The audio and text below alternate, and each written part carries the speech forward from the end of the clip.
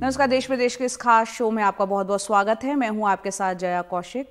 शुरुआत कर रहे हैं हम किस तरह से उद्धव ठाकरे के लिए आज का दिन बेहद अहम है। यहां चुनाव चिन्ह पर चुनाव आयोग के फैसले के खिलाफ उद्धव ठाकरे की याचिका पर देश की सर्वोच्च अदालत सुप्रीम कोर्ट में आज सुनवाई होगी। 3 जजों की स्पेशल बेंच में सुनवाई होगी। CJI DY Chandrachud, justice PS Narasimha और जस्टिस जेबी पारदीवाला की बेंच दोपहर 3:30 बजे इस पर सुनवाई करेगी। कल जल्द सुनवाई की मांग करते हुए उद्धव गुट के वकील कपिल सिब्बल ने चुनाव आयोग के आदेश पर रोक की मांग की थी। कपिल सिब्बल ने कहा कि अगर चुनाव आयोग के फैसलों पर रोक नहीं लगती है तो दूसरी पार्टी सब कुछ उस पर उसका कब्जा हो जाएगा, जिसकी शुरुआत भी हो गई है। विधानसभा में पार्टी कार्यालय पर कब्जा कर लिया गया है, अब बैंक अकाउंट आदि पर भी कब्जा कर लिया जाएगा। वहीं उद्धव गुट बनाम शिंदे गुट के विधायकों की अयोग्यता को लेकर भी दाखिल मामले पर भी 5 जजों की संविधान पीठ में सुनवाई जारी रहेगी।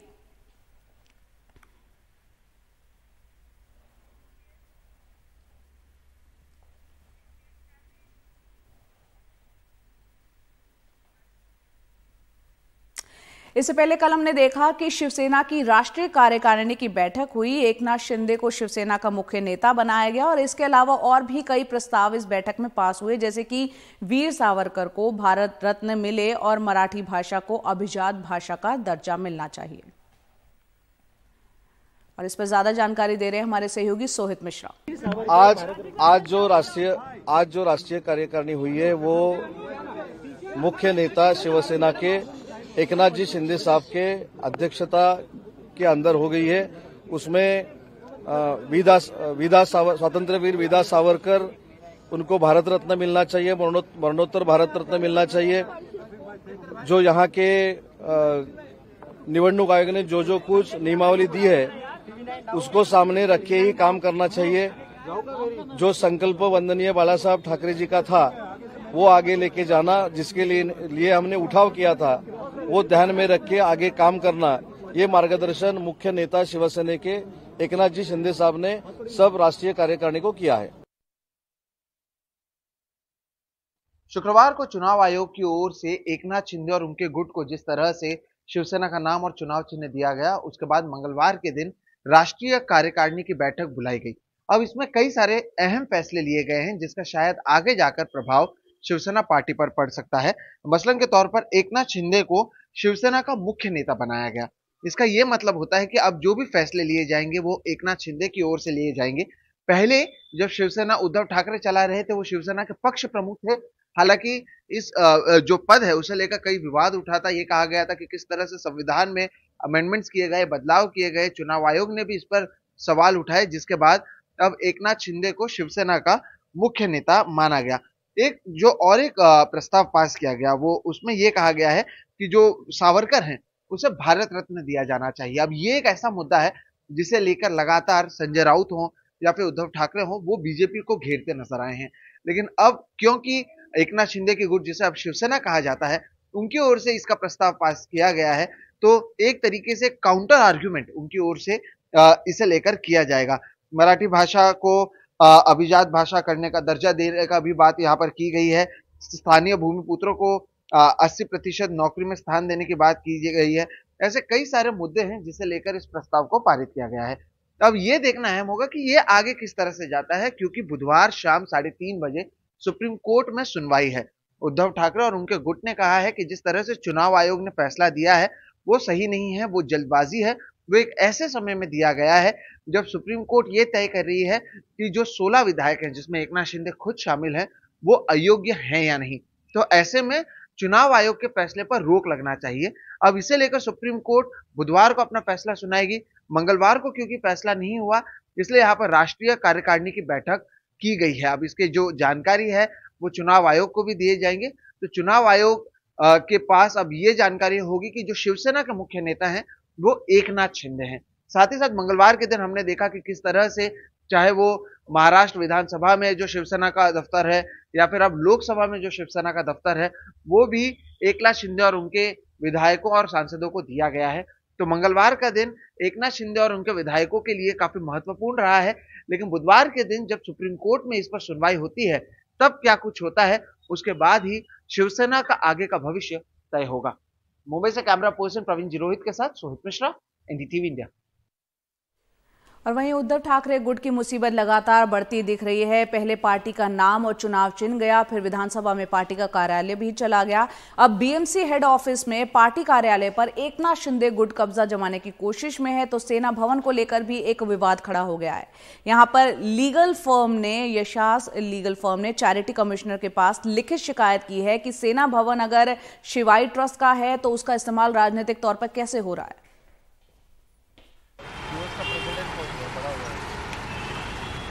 मुंबई के दादर में शिवसेना का मुख्यालय शिवसेना भवन, शिवसैनिकों के लिए आस्था का स्थान। लेकिन शिवसेना में बगावत और अब पार्टी का नाम और चुनाव चिन्ह एकनाथ शिंदे गुट के पास जाने के बाद ये सवाल उठने लगा है कि सेना भवन का क्या होगा। वैसे एकनाथ शिंदे ने स्पष्ट कह दिया है कि सेना भवन लेने का उनका कोई इरादा नहीं, लेकिन मुंबई की एक लीगल फर्म ने सेना भवन के राजनीतिक इस्तेमाल पर सवाल उठाते हुए चैरिटी कमिश्नर के पास लिखित शिकायत की है। सेना भवन है ये ट्रस्ट की जगह पे जिससे लीगल, तो हमने चैरिटी कमिश्नर के पास ये कंप्लेंट एप्लीकेशन फाइल किया था कि इसमें सुओ मोटो आप इंक्वायरी की जाए और जो इसमें जो ट्रस्टीज है उनको निष्कासित किया जाए और वहाँ पे एक एडमिनिस्ट्रेटर अपॉइंट किया जाए और इतने सालों का जो रेवेन्यू का लॉस हुआ है वो ट्रस्टी से इनकम जाए।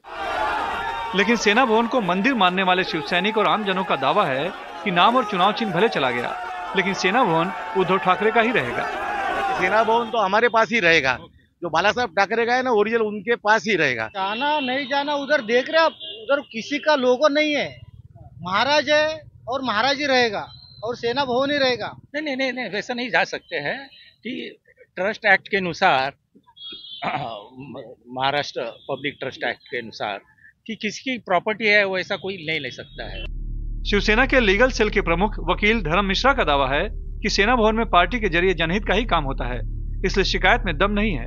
आप देखोगे जिस फर्म ने ये डाला होगा उनको ये पता नहीं होगा यहाँ पे क्या सोशल एक्टिविटी होती है।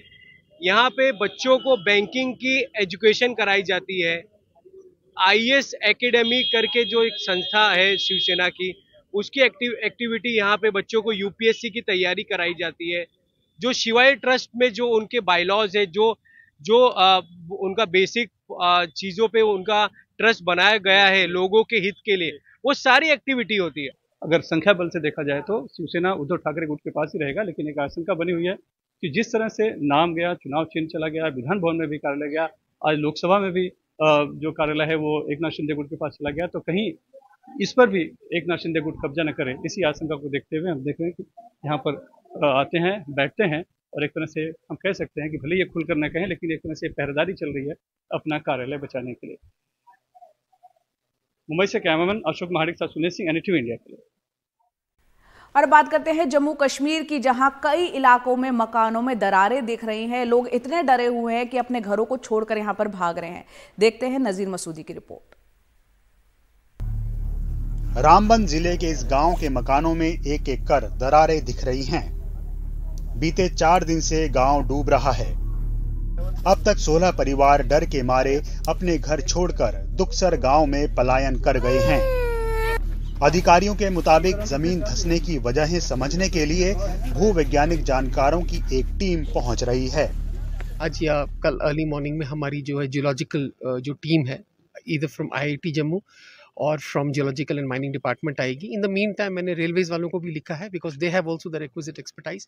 वो आके देखेंगे कि एक्टिविटी क्या, but it looks to be geological events होते रहते हैं। We are in a zone which is one of the highest youngest mountain. बीते 3 हफ्तों में जम्मू कश्मीर के चिनाब घाटी इलाके का ये दूसरा गांव है जहां जमीन डूबने की वजह से घर टूट रहे हैं।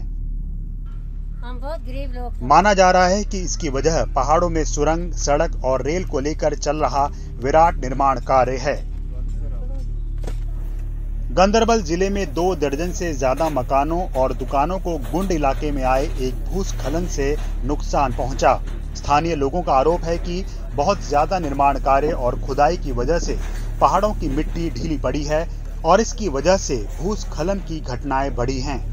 मकान, दुकान और मवेशी तक इनकी चपेट में हैं। एडमिनिस्ट्रेशन से जस्टिस चाहते हैं, इंसाफ चाहते हैं। वो यहाँ पर आए, मौका करे। जो टनल वालों ने हम पे ये जुल्म किया है, क्योंकि उनकी दरारों की वजह से उनको कहीं बार हमने नोटिस डाले उनके दफ्तरों में कि उन्हें कहा इन दरारों को बंद कर, मगर वो कभी नहीं आए यहाँ पर, ना हमारी बात का कोई गौर व फिक्र किया उन्होंने। रामबन और गूल इलाके को जोड़ने वाली सड़क भी टूट गई है और गूल इलाके में 1 दर्जन से ज्यादा गांव तक बिजली कट गई है। गांव से गुजरने वाली 33 किलोवाट की ट्रांसमिशन लाइन को नुकसान पहुंचा है। जम्मू कश्मीर के एक और गांव में जोशीमठ जैसी स्थिति बनी है। जमीन धंस रही है, कहीं मकान तबाह हुए और कहीं एक लोग बेघर हुए हैं। सिर्फ 3 हफ्ते पहले डोडा जिले के ठाठरी इलाके में भी ऐसी स्थिति पैदा हुई थी। एक तरफ जमीन धंसने के वाक़ात हैं, दूसरी तरफ पस्सी गिरने की वजह से गांधरबल जिले के गुंड इलाके में कई मकान तबाह हुए हैं। जो लोग इससे मुतासिर हुए उनका कहना है अभी तक प्रशासन ने उनकी बहाली के लिए कोई ठोस इकदाम नहीं किए हैं। श्रीनगर से नजीर मसूदी, एनडीटीवी इंडिया के लिए। देश के कई हिस्सों में अचानक से गर्मी बढ़ने से इस रबी के मौसम में गेहूं की उपज पर असर पड़ सकता है। कृषि मंत्रालय ने इसकी समीक्षा और निगरानी के लिए हाई लेवल एक्सपर्ट कमेटी बना दी है। उधर मौसम विभाग के डायरेक्टर जनरल ने आगाह किया है कि औसत से ज्यादा तापमान झेल रहे राज्यों के गेहूं किसान सतर्क रहें। उत्तर पश्चिमी भारत, मध्य भारत और पश्चिमी भारत के कई इलाकों में बढ़ते तापमान ने कृषि मंत्रालय की चिंता बढ़ा दी है। गुजरात के सौराष्ट्र और कच्छ इलाके में औसत तापमान पिछले हफ्ते 8 डिग्री सेल्सियस तक ज्यादा रहा। इसका असर गेहूं की उपज पर पड़ सकता है। इसके असर से निपटने के लिए कृषि आयुक्त की अध्यक्षता में एक कमेटी बना दी गई है। कृषि आयुक्त डॉक्टर पीके सिंह के मुताबिक कमेटी अपना काम शुरू कर चुकी है। प्रभावित राज्यों को पहले पखवाड़े में ही एक एडवाइजरी भेजी गई है। कोशिश इसे गांव-गांव के गेहूं किसानों तक पहुंचाने की है। पिछले साल उत्तर भारत और पश्चिमी भारत के कई राज्यों में तेज गर्मी की वजह से गेहूं की फसल प्रभावित हुई थी और गेहूं का उत्पादन कुछ कम हुआ था। इस अनुभव को देखते हुए ही इस साल उत्तर भारत, मध्य भारत और उत्तर पश्चिमी भारत के राज्यों में औसत से अधिक तापमान बढ़ने के साथ ही इस विशेष कमेटी का गठन किया गया है, जिसे ये जिम्मेदारी दी गई है कि वो तेज गर्मी की वजह से गेहूं की फसल पर पड़ने वाले संभावित असर की समीक्षा करे और राज्यों को सही दिशा निर्देश दे। उधर मौसम विभाग का अनुमान है कि उत्तर पश्चिमी भारत, मध्य भारत और पश्चिमी भारत में अगले 5 दिन औसत तापमान में 2 से 3 डिग्री सेल्सियस की गिरावट हो सकती है। फिर भी किसानों को सावधान रहना चाहिए। किसानों के लिए आपकी क्या एडवाइस है? अभी एडवाइस यही है कि टेम्परेचर जितना ज़्यादा था नॉर्मल से अभी इतना नहीं है। अभी धीरे धीरे टेम्परेचर फॉल हो रहा है। अगले 3 दिन में टेम्परेचर लगभग 2 से 3 डिग्री सेल्सियस फॉल हो जाएगा इस एरिया में और फिर भी टेम्परेचर एबव नॉर्मल रहेगा। तो इसीलिए हमको थोड़ा से प्रिकॉशन लेना पड़ेगा, जैसे हमारा व्हीट का हार्वेस्ट इफेक्टेड ना हो और दूसरा जो क्रॉप है इसमें हमारा यील्ड अच्छा रहे। दरअसल कृषि विशेषज्ञों के मुताबिक तापमान औसत से ज्यादा होने से गेहूं की फसल समय से पहले पक जाती है, इससे उसकी उपज घट जाती है। इस बार इसी खतरे पर सबकी नजर है। जब ये टेम्परेचर एबव नॉर्मल होता है, यूजुअली जो मेजर क्रॉप जैसे व्हीट है एक और हॉर्टिकल्चर क्रॉप होता है, इसमें जो मेच्योरिटी स्टेज होता है, सो मेच्योरिटी स्टेज अफेक्टेड होता है, रिप्रोडक्टिव स्टेज अफेक्टेड होता है और क्रॉप यूजुअली एक्सपेक्ट करते हैं कि वो जल्दी मेच्योर कर जाए। जब जल्दी मेच्योरिटी आ जाता है क्रॉप में, जैसे व्हीट हो गया, उसका यील्ड रिड्यूस हो जाता है। दिल्ली से कैमरा पर्सन पूजा आर्या के साथ हिमांशु शेखर, एनडीटीवी इंडिया। दूध, घी और मक्खन के दाम लगातार बढ़ रहे हैं। बीते 20 साल में पहली बार है कि दूध की महंगाई दर सामान्य महंगाई दर से ऊपर जा रही है। लेकिन क्यों इतने दाम बढ़ रहे हैं, देखते हैं रिपोर्ट। दूध के दाम बीते 1 साल के भीतर 10 रुपए बढ़ गए हैं। इसका असर मक्खन और घी पर भी पड़ा है। दूध की महंगाई दर जहां इस वक्त करीब 5% है, वहीं मक्खन और घी के दाम 18% तक बढ़े हैं। इसी के चलते देश भर की दूध कंपनियों और फेडरेशन के साथ एक बैठक करके सरकार दूध की कीमतों को स्थिर करने में जुटी है। हाल के आंकड़े दिखाते हैं कि दूध की खरीद 2.5% घटी है, जबकि मांग 10% बढ़ी है। हमारा फ्लश सीजन अभी चल रहा है और ओवरऑल प्रोक्योरमेंट जो कोऑपरेटिव सेक्टर कर रहा है उसमें ज़्यादा कोई डिक्लाइन नहीं हुआ है, करीब 2.5% का डिक्लाइन है। लेकिन जो डिमांड है, जो उनका सेल है, वो करीब 10% बढ़ा है और वो मुख्य कारण है कि थोड़ा इन्फ्लेशनरी प्रेशर मिल्क में लोगों को दिख रहा है। हालांकि पशुपालन मंत्रालय दूध की खरीद कम होने को मौसमी बता रहा है। मंत्रालय का मानना है कि दूध के दाम 2 वजह से बढ़े हैं। कोविड के दौरान दूध काफी सस्ता बिका, जिससे मांग और आपूर्ति की चेन प्रभावित हुई। दूसरा कारण यह है कि हाल के दिनों में चारा करीब 25% तक महंगा हुआ है। कोविड के समय जो हमारे इन्वेस्टमेंट थे डेयरी सेक्टर में वो कम हो गए थे, क्योंकि उस टाइम में एक ओवर सप्लाई का सिचुएशन आ गया था due to lack of demand. अब कोविड के बाद जो ओपनिंग हुई उसके दौरान काफ़ी डिमांड बढ़ी और सप्लाई उस लेवल तक उसको रिस्पॉन्ड नहीं कर पाया। उसके मेन कारण 2 हैं। एक तो फॉडर प्राइस में काफ़ी बढ़ोतरी हुई है, और दूसरा आपको मालूम होगा कि जो भारत का कोऑपरेटिव सेक्टर है ये एक यूनिक सेक्टर है जिसमें कंज्यूमर प्राइस का 70% फार्मर्स को जाता है। बाकी अगर हम ग्लोबली देखें विश्व में 30 to 40% से ज़्यादा नहीं जाता है फार्मर्स को। पशुपालकों को राहत पहुंचाने के लिए अब सरकार चारे की खेती का रकबा बढ़ाने की कोशिश कर रही है, ताकि दूध महंगा होने से रोका जा सके। नई दिल्ली से रवीश रंजन शुक्ला, एनडीटीवी इंडिया।